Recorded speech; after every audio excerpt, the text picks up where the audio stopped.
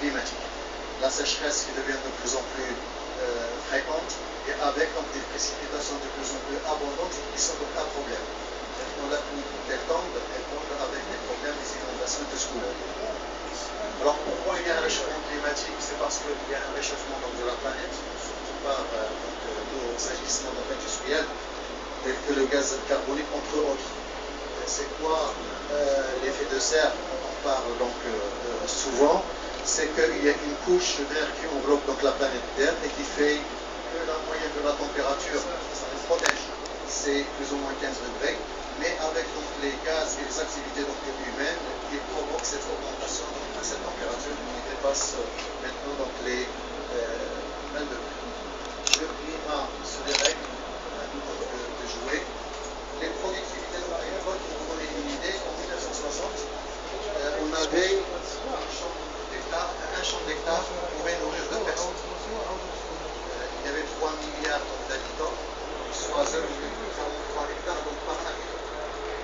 En 2000, il y avait 6 milliards d'habitants avec 0,25 hectares par habitant. Vous voyez que le nombre d'hectares diminue et la population augmente. En 2050, il va y avoir 6 personnes, enfin 0,16 hectares donc, par habitant. Donc c'est vraiment très peu. Donc il faudra doubler la production agricole donc, mondiale, voire la tripler donc, en Afrique. Un système qui nécessite beaucoup d'eau, puisqu'il y a au moins 4 tonnes d'eau pour produire de quoi remplir une assiette, si vous voulez, donc l'Union européenne, c'est le modèle chaque jour. Or, l'eau douce ne représente que 2,5% mondial d'eau, et les 2 tiers, ils sont glacés.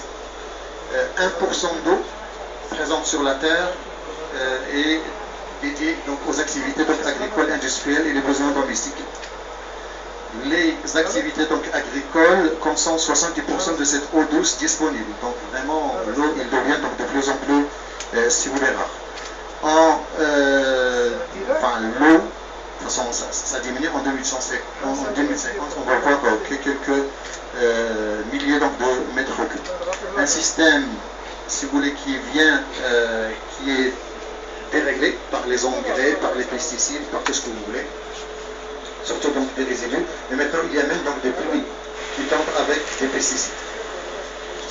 Face donc à ces contraintes, donc il faut limiter, il faut changer donc les habitudes, limiter donc le gaspillage, adopter le choix alimentaire, une agriculture régulière et locale, des modes de production moins importants et favorisant donc la polyculture. Alors tout le monde parle de développement donc, durable, je vais essayer donc de donner juste quelques notions.